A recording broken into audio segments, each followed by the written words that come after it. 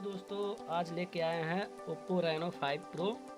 तो इसको अनबॉक्सिंग किया जाएगा और इसमें इसका फीचर देखा जाएगा। तो इसको ओपन किया जाए।